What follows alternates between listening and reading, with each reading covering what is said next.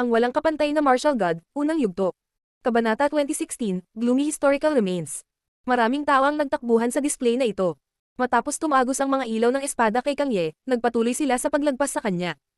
Nakita ng mga tao ang mga gusaling sumabog sa di kalayuan. Gaano kagaling. Natahimik ang kapaligiran habang nakatingin ang lahat kay Kang Ye. May tunog ng pagsabog, at ilang sandali pa ay sumabog ang katawan ni Kang Ye.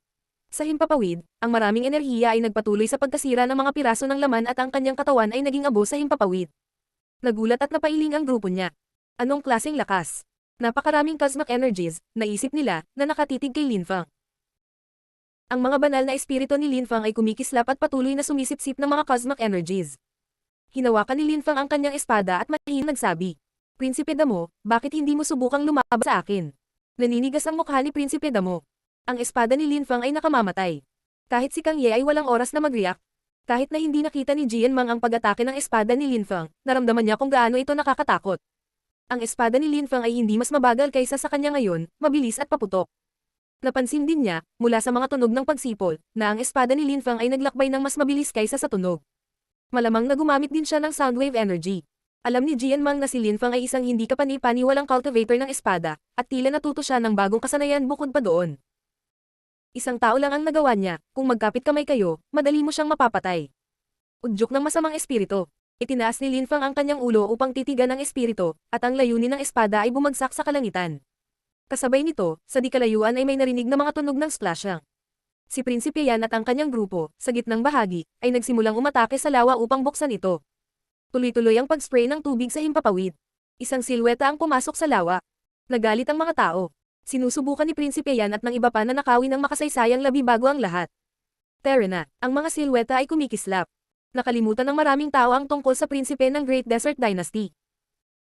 Ang mga taong iyon ay mga henyo mula sa mga makapangyarihang grupo, wala silang pakialam sa mga utos ni Prinsipe Damo. Tumingin si Prince Damo kay Lin Fang ng malamig at pagkatapos ay nagpatuloy din sa paglipad palayo. Mukhang nagulat ang matandang nakaitim na damit. Itong mga bastos, maghahanap sila ng historical remains ng ganun-ganun lang. Sa sandaling iyon, si Lin Fang ay napapalibutan ng determinasyon ng espada na patuloy na sumasabog. Ang kanyang lakas ay umabot sa langit. Ang masamang espiritu ay naging itim na usok. Hiniwa ng espada ang itim na usok at pinutol ang maliit na bahagi nito. Bumangon si Lin Fang sa hangin at ang mga banal na espiritu ay umuungal sa dumadagandong na galit, patuloy na sumisipsip ng lakas ng kosmiko.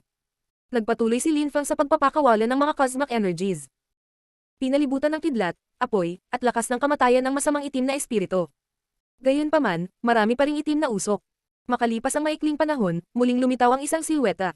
Ang matanda ay mukhang mas mahina ngayon. Galit na galit siyang sumigaw at mabangis na sinundan si Lin Fang. Ang bastos na ito. Sinira niya ang plano ko. Kung hindi sinisipsip ang buhay ng tao at mga espiritu, hindi ako magiging mas malakas. Ayokong maging guardian sa buong buhay ko. Gusto kong ma-access ang historical remains. Naisip ng masamang espiritu. Sinulyapan niya ang mga taong sinusubukang sirain ang selyo at naisip, go. Pumasok ka doon at mamatay. Makikinabang ako sa kasawian ng mga tao. Kumbinsido ang espiritu na magiging trahedya ang kanilang kamatayan. Nang simulan ng mga dayuhan ang pagsira ng selyo, lahat sila ay tuwang-tuwa. Ito ay isang pagkakataon na mayroon lamang ang mga tao bawat daang taon. Sa sandaling iyon, dumating din si Lin Fang at ang iba pa sa itaas ng lawa. Naroon ang sinaunang selyo. Ang mas malalakas na cultivator ay patuloy na umaatake dito na parang mga baliw. Sa wakas, narinig nila itong pumutok, at nagsimulang masira ang selyo. Kumalat ang dagandong nang magsimulang manginig ang lupa. Ano ang nangyayari? Sumimangot si Lin Fang at ang iba pa. Ang kastilyo ay unti-unting nagsimulang umangat sa hangin. Ang karamihan ay nagyelo, nanunood ng lahat ng ito. Napakabilis, ang kastilyo ay naging isang bansa at napuno ng chi ang hangin. May mga makasaysayang labi ba sa ilalim ng lupa? Lahat ay namangha. Ang ilang mga tao ay nagsimulang lumipad palayo. Matalim ang tingin dito ng mga tao sa labas ng kastilyo. Binuksan ng ilang tao ang selyo. Naisip ng karamihan, nanginginig na sabik. Para sa mga taong iyon, ang makasaysayang labi ay hindi kumakatawan sa isang pagkakataon. Ang ilan ay lumipad patungo sa pasukan. Tumingin si Lin Fang at ang iba pa sa chi. Natitiyak nilang napakaluma na ng mga makasaysayang labi na ito. Pumasok na tayo. Sabi ni Lin Fang, lumilipad patungo sa pasukan. Nagkaroon ng maputlang liwanag sa sinaunang makasaysayang labi. Malamig, at hindi nabubulok ang mga bagay. Mag-ingat ka, binalaan ako ng aking ina, ang mga makasaysayang labi na iyon ay iniwan ng mga santo at maaaring mapanganib. Sabi ni Prinsesa Piaozu. Tumango ang lahat at inilabas ang kanilang makajos na kamalayan upang siyasatin ang lugar. Parang ibang mundo sa loob. Tinawid nila ang isang kagubatan at pagkatapos ay nakakita sila ng isang bulubundukin. Tumalon silang lahat sa isang bundok. Gaano kadilim, may mga kuweba doon. Napansin ni Linfang pagkatapos tumingin sa paligid. Si Linfang ay kailangang gumawa ng isang hakbang pasulong at siya ay nasa isang hukay. Lahat sila ay naglalaman ng isang madilim na chi. May pakiramdam ako na pinapanood tayo. Sabi ni Jianmang. Kinilig ang lahat sa sinabi niya. Ako rin, ngunit wala akong makitang anuman sa aking makajos na kamalayan. Sang-ayon ni Hao Qinglin. Huwag na tayong pumasok. Halika at tingnan muna natin kung ano ang meron dito. Sabi ni Linfang na naglalakad pasulong. Hindi lang si Linfang at ang kanyang mga kaibigan ang naroon. Naroon na sina Prince Yan, Prince Damo, at marami pang iba. Si Prinsipe Yan at ang kanyang mga tao ay lubhang maingat. Gayunpaman, sa panig ni Prinsipe Damo, may nag-iisa, isang miyembro ng sinaunang banal na angkan. Naglalakbay siyang mag-isa sa isang tiwangwang na kagubatan. Biglang huminto sa paglalakad ang taong iyon, lumingon siya at nakita niya ang isang nakakatakot na silweta, napakabilis na papalapit sa kanya. Mamatay. Isang nakakatakot na chi ang sumalakay sa kapaligiran. Gayunpaman, hindi lumaban sa kanya ang silweta, hinawakan nito ang kanyang katawan at tumagos sa kanya. Naging isa sila. Bigla naman siyang sumigaw ng paputok. Marahas na nanginginig ang kanyang kaluluwa na parang sisabog na. Naging mabangis ang mukha niya. Isang nakakakilabot na sigaw ang bumasag sa katahimikan at umalangaw sa malayo. Kinilig ang buong karamihan. Nang lumabas ang taong iyon sa kagubatan, ang kanyang mga mata ay labis na nakakatakot. Si Chu Chunqiu ay nasa makasaysayang labirin. Siya ay dumating mula sa ibang kastilyo. Nalinlang ng masasamang espiritu ang lahat. May mga daanan sa pagitan ng iba't ibang kastilyo, sila ay nasa mga daanan na iyon. Ang gusto ng mga masasamang espiritu ay ang mga taong ito na magpatayan. Si Chu Chunqiu ay naglalakbay ng mag-isa, kaya ganoon din ang nangyari sa kanya. Gayunpaman, ang mga kahihinatnan ay ganap na naiiba. Nang sinubukang tumagos ng silweta na iyon sa kanyang katawan, hinaranggan siya ni Chu Chunqiu. Ang kanyang sigla at determinasyon ay hindi kapani-paniwala. Sinubukan ng silweta na tumakas, ngunit tinalian ito ni Chu Chunqiu. Agad niya itong hinigop ng buo. Kabaligtaran ang nangyari. Ang walang kapantay na martial god, unang yugto. Kabanata 2017, pagpapasya ng espada na hindi nawawala. Narinig din ni Linfang at ng iba pa ang sigaw, na ikinagulat nila. Ang makasaysayang labi ay madilim, at lahat ay nakaramdam ng lamig. May isang taong nasa panganib. Ang mga makasaysayang labi ay mas nakakatakot kaysa sa aming naisip, tila. Wala man lang kaming narinig na labanan. Sabi ni Prinsesa Piaozu. Dahil sa sinaunang chi sa lugar na iyon, hindi komportable ang lahat. Kahit na natatakot sila, nagpatuloy sila sa pasulong. Napakalawak ng lugar. Ito ay hindi lamang kasing laki ng kastilyo. May tao sa harap natin. Sabi ni Jianmang. Siya ay bulag, sa makatuwid ang kanyang iba pang mga perception ay mas talamak kaysa sa iba. Sigurado ka ba? Tanong ni Linfang. May nakita siyang usok na mabilis na dumaan, ngunit napakabilis nito kaya hindi siya sigurado. Naramdaman ko ang blood chi. Hindi ako dapat magkamali. Pantay na sabi ni Jianmang. Inilabas ni Linfang at ng iba pa ang kanilang makajos na kamalayan at siniyasat ang lugar. Napakahirap na makahanap ng anuman dito, lalo na't ang mga makasaysayang labi na ito ay iniwan ng mga banal sa sinaunang nakaraan. Sabi ni Prinsesa Piaozu na may buntong hininga. Bawat daang taon, ang mga tao ng kanilang mga dinastiya ay dumating sa mundong iyon, hindi sila tumigil. Umaasa silang lahat na makakahanap sila ng mga bakas ng kanilang mga ninuno. Matapos ang pagbuwag sa dinastiyang Chitian, ang mga dinastiya ay hindi na muling nagkaroon ng mga santo. Ang mga banal ay sabay-sabay na nawala. Hindi pa nila natanggap ang orihinal na pamana ng kanilang mga ninuno. Hindi pa nila nagawang magsanay ng kanilang hindi kapani-paniwalang mga kasanayan o spelling, at hindi pa nila nakita ang kanilang mga ninuno. Marahil ang kanilang mga ninuno ay nag-iwan ng maliliit na hibla ng kaluluwa sa mundong ito. Hindi pa sila nakahanap ng paraan upang maging mga banal dahil ang kanilang mga ninuno, ang mga banal, ay hindi kailanman lumabas. Karaniwan silang natigil kapag naging banal na dakilang emperador, hindi nila kayang lampasan ang kamunduhan. May mga half-saints. Sila ay napakabihirang ngunit sila ay umiral, sila ay nasira na, ngunit hindi ganap. Biglang umihip ang malakas na hangin sa likuran nila. Tumingon si Linfang at nakita ang isang napakalaking itim na agila, ang mga kuko nito ay nakaturo sa kanilang direksyon. Iniluwa ng agila ang chi na may kakilakilabot na mabahong amoy na parang kamatayan. Sumuntok si Prinsesa Piaozu sa direksyong iyon. Tumitaw ang tubig, kahit na naglabas din si Jianmang ng isang hindi kapani-paniwalang liwanag na espada. Hinuli ng dambuhalang agila ang espada ni Jianmang gamit ang mga kuko nito. Ang espada ay hiniwa sa mga kuko at ang agila ay nagbigay ng isang kakilakilabot na tili, umiikot palayo. Si Linfang at ang iba ay nagpatuloy sa pagsulong. Biglang lumitaw ang isang matandang lalaki, iniunat ang kanyang kamay at nahulog ang agila sa kanyang hawak. Ha? Kumunat ang noo ni Linfang. Napakalakas ng dugo ng matanda na si Chi. Mukha siyang tao, pero mukhang misteryoso at hindi maarak. Malamang na isa na siyang dakilang emperador, ngunit ang mga tao ay hindi maaaring maging dakilang emperador sa mundong ito. At saka, ano ang ginagawa niya sa historical remains? Hindi siya mukhang isang taong nanggaling sa labas, siya ay parang isang tao sa mga labi ng kasaysayan. Guro, tao ka ba o isang espiritu? Tanong ni Linfang sa matanda. Gayunpaman, ngumiti lang ng maitim ang matanda. Kumislap ang silweta niya at nawala siya na parang hindi nagpakita. Tao ba ito o isang espiritu? Nagningning ang mga mata ng mga tao.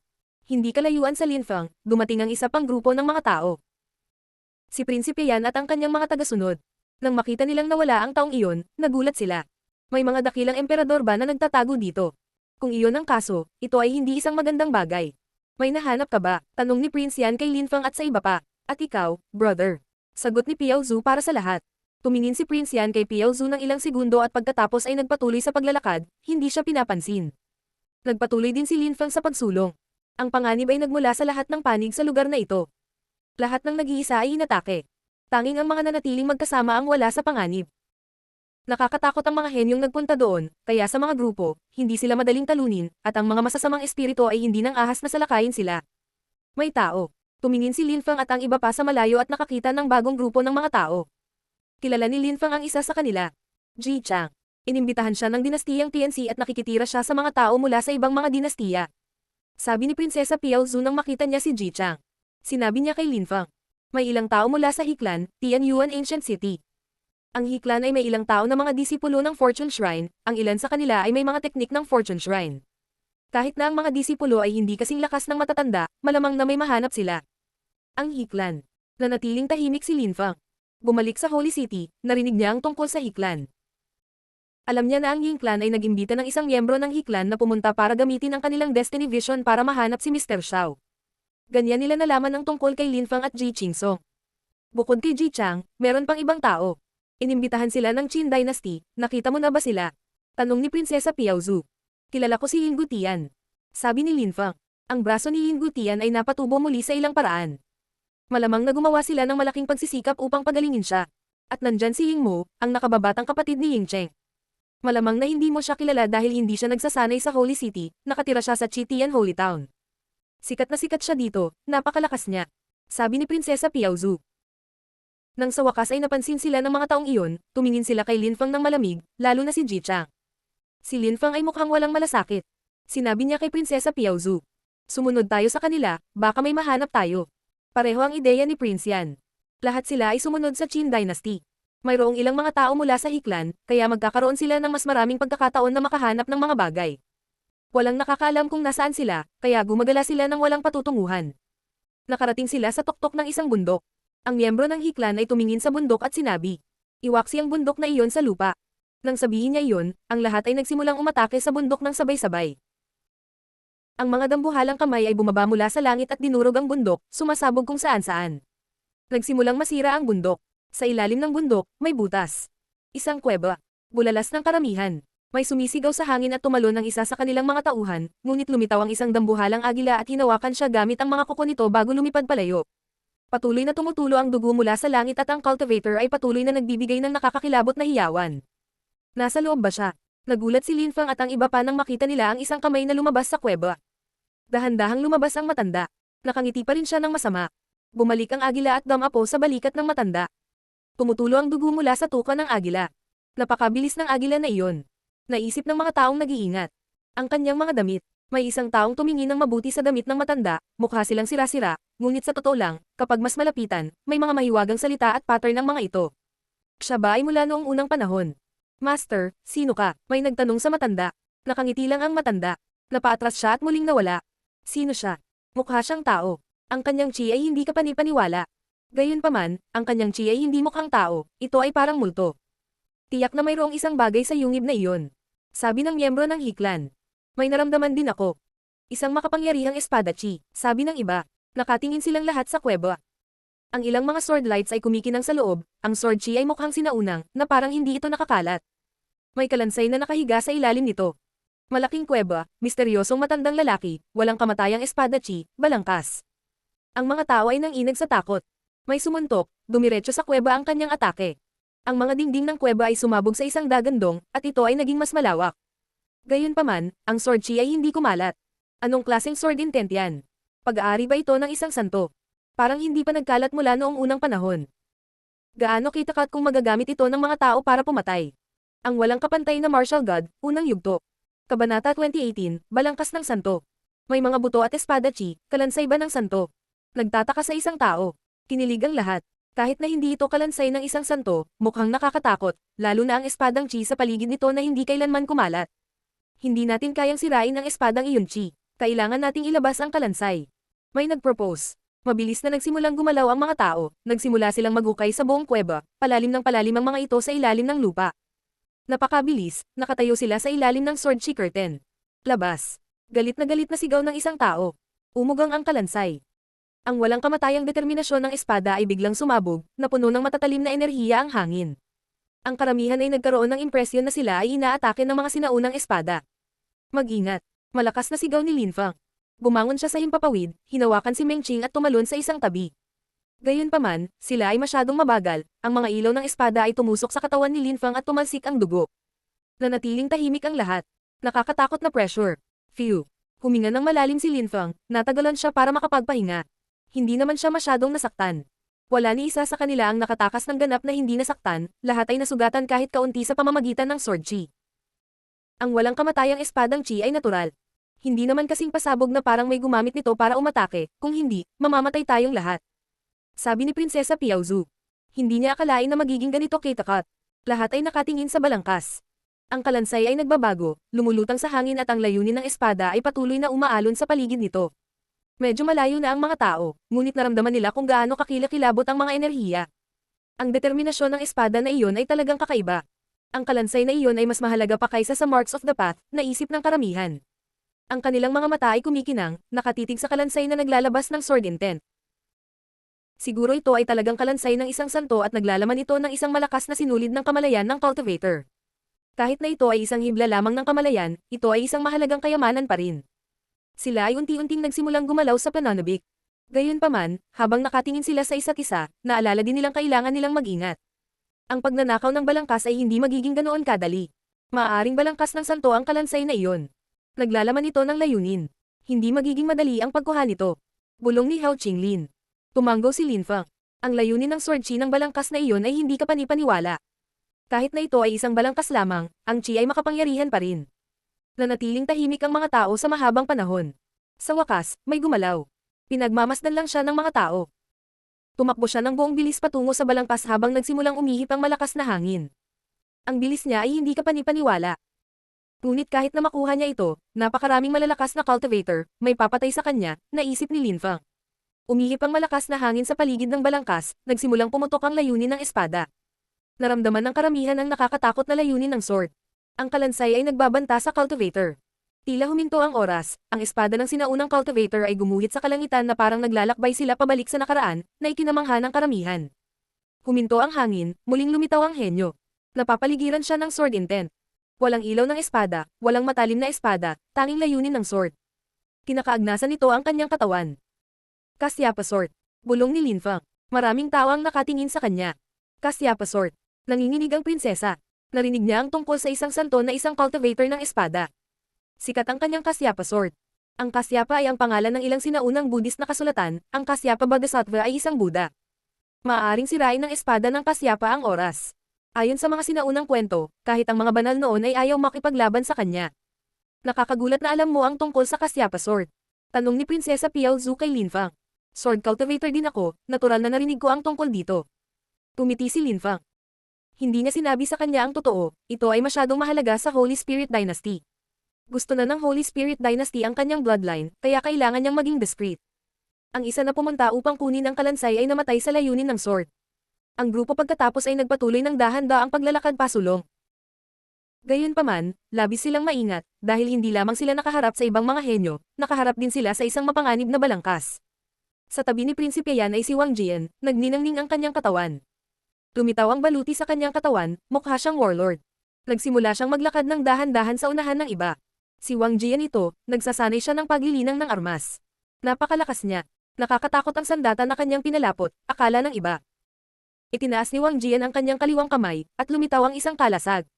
Itinaas niya ang kanyang kanang kamay at lumitaw ang isang kumikinang na mahabang gintong sibat. Gayunpaman, may ibang tumalon pasulong. Suo Chi. Naglabas siya ng mabigat na gininto ang mga ilaw, isang nagninangning na gininto ang hangin na lumilitaw sa kanyang likuran, na pumipindot sa lahat. Mayroon siyang king-type na katawan. Isang diamond indestructible king-type body. Tulad ni Wang Jian, nakasuot siya ng hindi masisirang sandata.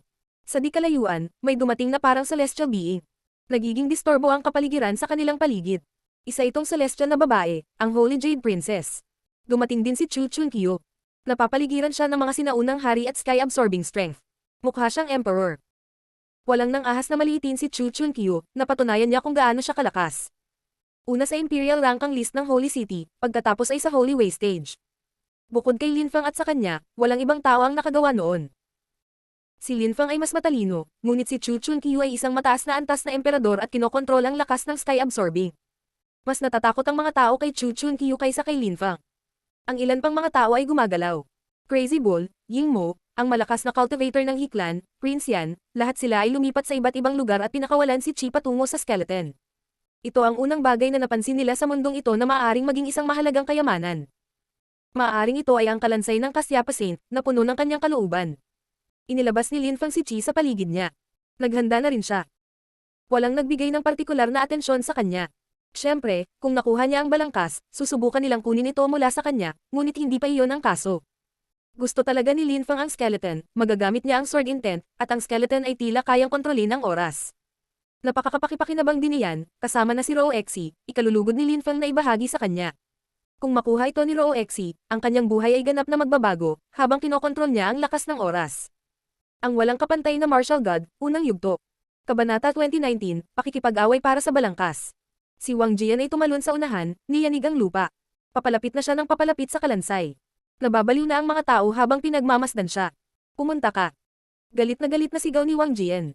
Isang napakalaking gintong limos na mangkok ang lumipat patungo sa balangkas, ang layunin ng sword ay tumataas. Ang gintong mangkok ng limos ay yumanig ng husto, ngunit hindi nabasag habang binalot nito ang kalansay. Ang gintong mangkok ng limos ay bumalik kay Wang Jian, ngunit sinalakay ni Chi ang kapaligiran, paano siya hinahayaan ng iba na umalis kasama ang kalansay. Tumalon si Zuo Qing pasulong, isang malakas na mapangapi na hangin ang pumupuno sa hangin. Lumitaw ang mga gintong hari na may hawak na mga kagamitang panrelihiyon, dumadagandong at nanginginig sa hangin. Nabasag ang mangkok ng gintong limos sa harap ni Wang Jian. Naramdaman ni Wang Jian ang panganib, itinaas ang kanyang kamay at paatras. Kasabay nito, isang mahabang sibat ang gumalaw patungo kay Zuo Qing na parang kulog. Napabuntong hininga si Zuo Qing, napabuntong hininga ang kapaligiran, at mas maraming pagsabog ang tumutunog sa pagitan nila. Naaalala ko na minsan ay may nagsabi na sina Zuo Qing at Wang Jian ay magkatulad na malakas. Kung talagang lumaban sila, iniisip ko kung gaano kitakat ang laban nila. Nagpatuloy sa pakikipaglaban ang dalawang cultivator. Kasabay nito, sa paligid ng Holy Jade Princess, ang hangin ay nagsisimula ng yumuko. Nakipagkamay siya at ang walang laman na enerhiya sa espasyo ay lumipat patungo sa balangkas at pinalibutan ito. Agad namang nag-react si Chu Chunkyu nang makita niya iyon, ang kalansay ay posibleng isang santo noong sinaunang panahon, ito ay isang malaking kayamanan para sa kanya. Hindi siya maaaring sumuko, ang dahilan kung bakit napunta sa banal na lugar ay dahil sa iba pang mga henyo at dahil sa mga kayamanan. Maaari niyang lunukan ang kanilang mga kalooban at gawin ang mga ito sa kanya. Kinamayan ni Chu Chunkyu ang kanyang kamay at isang nakakatakot na lakas ang bam-alat sa baluktot na lugar, ang Holy Jade Princess ay umungol ng malamig. Gumawa siya ng ilang mga selyo ng kamay, ang kapaligiran ay naging mas pangit. Ang lakas ng sky-absorbing ay bumangga dito at ang kalansay ay naipit sa pagitan ng kanilang mga lakas. Si Zuo Qing ay tumakbo pasulong at iniunat ang kanyang mga kamay. Ang kanyang buong katawan ay napapaligiran ng makapal na baluti, ang kanyang helmet ang pinakamakapal at pinakamatigas na bahagi ng kanyang baluti, mas pinili niyang maging maingat. Sumipol ang isang nakakatakot na lakas, ang sibat ni Wang Jian ay gumapang sa kalangitan at itinulak si Zuo Qing. Ang kanyang buong lakas ay nakapalibot sa santo. Tila galit na galit ang kalansay sa sandaling iyon. Isang invisible at intangible sword ang lumitaw at pinutol ang sky-absorbing strength. Ang layunin ng espada ay gamulong sa mga alon sa paligid ng apat na tao. Ang santo ay may kaluluwa. Dapat tayong magkahawak kamay, kung hindi, magagalit siya. Malakas na sigaw ni Chu Chunkyu. Ang determinasyon ay lumitaw mula sa kanyang ikatlong mata at hinigop ang layunin ng espada. Kinilig ang mga tao nang makita iyon. Ang taong iyon ay baliw, ang sky-absorbing strength ay sobrang nakakatakot. Si Zuo Qing ay nakasuot ng armor, si Wang Jian ay may kalasag, ang banal na Jade Princess ay napapaligiran ng distorted empty space energies, ang sword intent ay hindi makakaapekto sa kanila. Sa sandaling iyon, ang mga ilaw ng Cyan ay sumilay sa kalangitan. Natigilan ng mga tao nang biglang nawala ang kalansay. Sino yun? Sigaw ng isang tao na paputok. Ang mga tao ay tumingin sa malayo at natagpuan si Lang Ye na tumatakbo palayo. Lang Ye, World King Body. Ang daming naghiyawan. Siya yun. Gumamit siya ng lakas ng mundo at nakuha niya ang balangkas. Habulin mo siya. Ang mga tao ay sumunod sa kanya ng buong bilis, si Wang Jian at ang iba ay mukhang galit na galit at hinatak ang mahabang mukha. Huwag tumakbo ng magulo, ang lugar na ito ay lubhang mapanganib. Sabi ni Lin Feng kay Prinsesa Piaozu. Nang tumingin si Prinsesa Piaozu sa mga mata ni Lin Feng, nanginginig siya.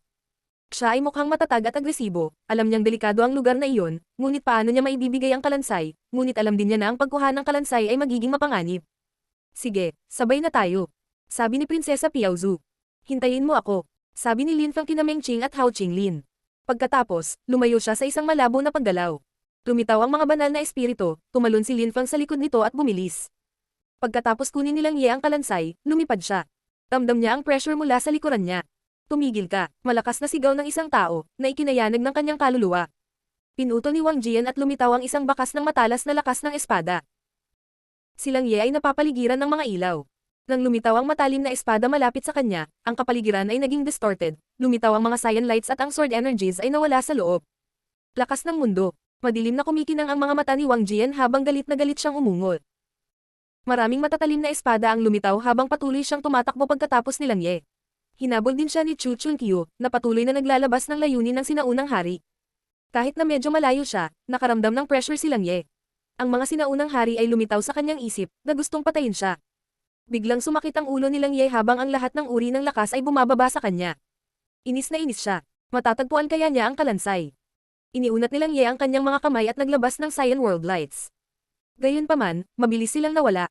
Nakaramdam siya ng panghihina ng loob, wala siyang pagpipilian kundi ibigay ang kalansay. Lang Ye, sumigaw si Lin Feng ng napakalakas. Tumingon si Lang Ye at nakita si Lin Feng sa kanyang espada, kumikilos ng napakabilis. Kunin mo, inihagis ni Lang Ye ang kalansay kay Lin Feng. Sumipol ang espada ni Lin Feng habang ang isang misteryosong chi ay bumangon sa hangin. Lin Feng. Biglang lumingon si Chu Chunqiu at ang iba pa. Tumingin sila kay Lin Feng at tumigil sa paghabol kay Lang Ye, lumingon kay Lin Feng. Interesado sila sa balangkas, hindi kay Lang Ye. Maaabsorb ba ng lalaking iyon ang balangkas? Naisip ni Lang Ye sa malayo. Naiinis siya sa kahinaan niya. Kung naging malakas lang talaga siya, sa lakas ng mundo niya, walang makakahabol sa kanya. Kailangan niyang maging mas malakas. Noon, si Chu Chunqiu at Lang Ye ay parehong malakas sa vast celestial ancient city, ngunit ngayon ay nagbago ang mga bagay. Nakasakay si Lin Feng sa kanyang holy spiritual sword at kumikilos ng napakabilis. Gayunpaman, hinahabol pa rin siya ng iba. Malakas na sigaw ni Chu Chunqi. Ang kanyang sigla at determinasyon na lakas ay naging mas malakas, ang kanyang chi ay mas nakakatakot. Isang matalim na espada ang lumitaw sa ilalim ng kanyang mga paa at binilisan niya. Ang Holy Jade Princess ang pinakamabilis. Mukha siyang celestial being. Nakapagtataka, si Zuo Qing ang pinakamabagal, hindi kasing bilis ng iba. Ang ilang mga tao ay nagsimulang gumamit ng Great Imperial Weapons para habulin siya. Lahat sila ay mga henyo na mayroong Great Imperial Weapons. Sa normal na mga pangyayari ay hindi nila ginamit ang mga ito, ngunit ngayon ay mas mahalaga ang paghabol kay Lin Feng. Napakabilis ng mga taong ito, naisip ni Lin Feng. Hindi gustong gawin ni Lin Feng ang katulad ni Lang Ye at isuko ang balangkas. Pagkaraan ng maikling panahon, dumating si Lin Feng sa harap ng lambak na may napakalaking black hole. Bigla siyang tumalikod at ang kanyang mga banal na espiritu ay lumitaw sa kanyang harapan. Inilabas din niya ang layunin ng sword, at sa kanyang harapan ay biglang lumitaw ang isang dosenang espada. Biglang huminto sina Chu Chunqiu at Wang Jian, gayon din ang Holy Jade Princess. Lahat sila ay nagulat at nakatingin kay Lin Feng. Lin Feng, inimbitahan ka ng dinastiyang TNC, dapat tayong magkapit kamay. Hindi mo maaabsorb ang balangkas na iyon ng mag-isa. Ibigay mo sa akin. Matalim na sinabi ni Wang Jian kay Lin Feng. Tumitilang si Lin Feng ng malamig. Ang walang kapantay na martial god, unang yugto. Kabanata 2020, Kadiliman. Magagamit ko man o hindi ay walang kinalaman sa iyo. Nasa akin na ang balangkas. Hindi ko ito ibibigay sa iyo. Malamig na sabi ni Lin Feng.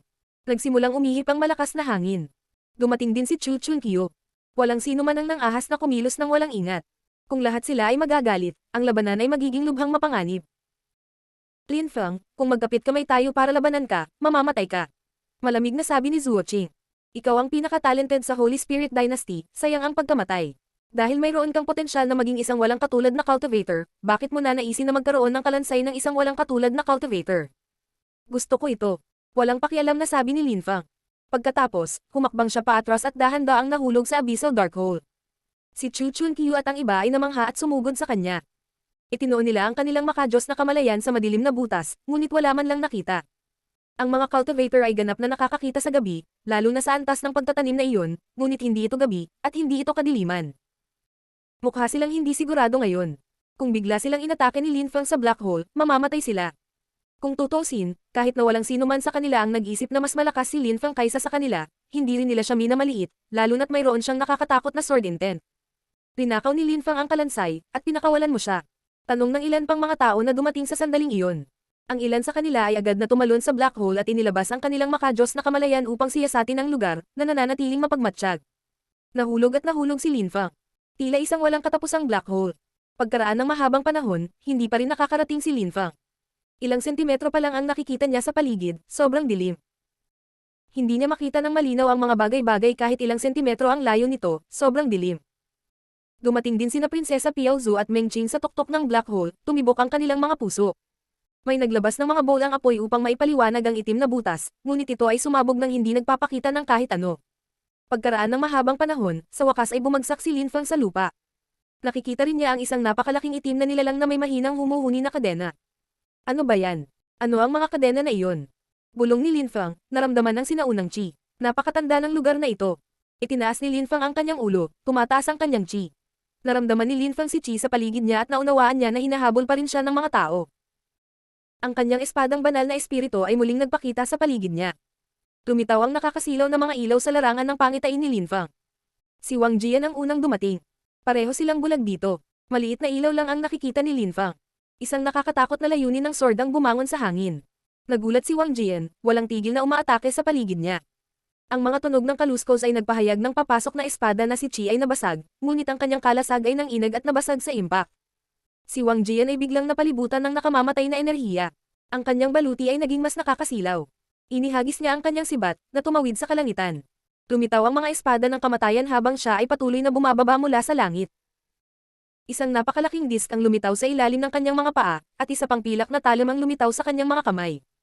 Kahit na hindi ito nakikita ni Lin Fang, nararamdaman niya ito. Nagsama-sama ang mga enerhiya at sumabog. Alam ni Wang Jian na hindi niya naabot si Lin Fang.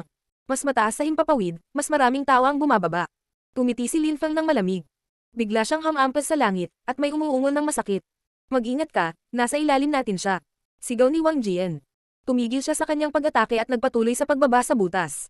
Isang malakas na hangin ang nagsimulang umihip, bumagsak mula kay Zuo Qing. Kumalat sa hangin ang mga tunog ng sipol. Parami ng parami ang malalakas na cultivator na bumababa sa black hole. Sa sandaling iyon, naramdaman ni Lin Fang na nanginginig ang mga tanikala. Tiningnan niya ang mga kadena, ngunit wala siyang nakitang sinuman. Klang, klang. Muling yumanig ang mga kadena at binasag ang nakakatakot na katahimikan. Bukod sa paghihip ng hangin, ang mga tanikala lang ang naririnig nila. Palakas ng palakas ang tunog. Sa huli, nagsimula ring manginig ang lupa nang makarinig sila ng pagbitak ng bato. Ano ang nangyayari? Nag-iingat si Lin Fang. Nararamdaman niya ang pagyanig ng lupa sa ilalim ng kanyang mga. Bumangon siya sa himpapawid, ngunit sa sandaling iyon, isang napakalaking bato ang sumabog at nagsimulang bumagsak ang mga bato mula sa langit. Narinig ng karamihan sa black hole ang dagandong, tumaas ang kanilang chi. Nang matapos ang pagsabog ng mga bato, nakita ni Lin Fang ang isang napakalaking silweta ng tao. Pinipigilan siya ng mga kadena sa paggalaw. Ang mga tao sa itaas niya ay nakakita ng isang pares ng mga mata. Kahit ang dilim ng black hole ay hindi napigilan ng mga ilaw na ibinubuga ng mga nakakasilaw na mata na iyon. Bigla silang kinilabutan. Isang halimaw, iyon ay isang halimaw ng kadiliman. Nagsimulang tumibok ang puso ng mga tao. Mabilis na umakyat sina Chu Chunqiu, Wang Jian, at ang iba pa, masyado silang natakot. Gusto nilang tumakas. Isang gininto ang hangin ang naging deployment lights. Nagbigay ng deployment spell si Lin Fang at bumangon sa ere. Phew! Nakarinig si Lin Fang ng buntong hininga. Isang napakalaking itim na patpat ang lumitaw, isang nakasisilaw na liwanag ang gumalaw, pagkatapos ay nagkaroon ng dagandong at isang paputok na epekto. Isang malakas na cultivator ang nadurog agad ng itim na patpat. Sinubukan ng lahat na tumakas. Hindi na sila makahinga, takot na takot sila. Dodge. Sigaw ni Jian Mang. Pakiramdam niya ay may hindi magandang nangyayari. Nagkaroon ng higit pang mga pagsabog, at si Piao Zhu at ang iba pa ay nawasak. May napatay sa likuran nila, patay nang hindi alam kung ano ang pumatay sa kanya.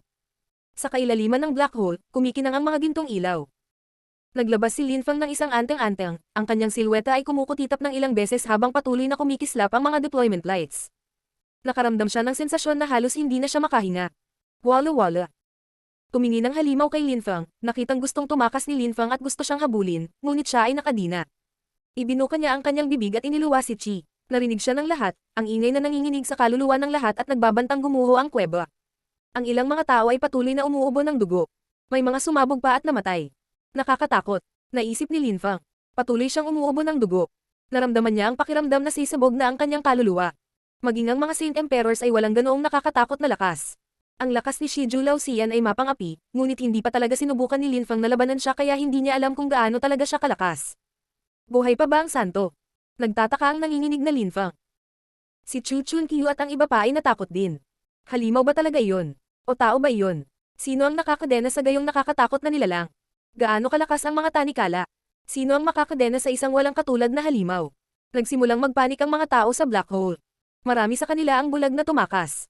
Wala na silang pakialam sa iba, gusto lang nilang mabuhay. Sa labasan ng kuweba, lumitaw ang isang madilim na itim na anino. Mukha itong matanda at nakatingin sa kanilang lahat. Nakaramdam sila ng kawalan ng pag-asa. Ang maitim na silweta ay biglang naglabas ng isang dambuhalang kamay, na bumaba mula sa langit at kasunod ang kulog. Maraming tao ang nadurog sa kamay na iyon at nalugmok. Tumakas, lahat ay nag-iisip lamang ng isang bagay, kung paano makatakas. Nakalimutan pa ng ilang tao ang tungkol sa nilalang sa black hole.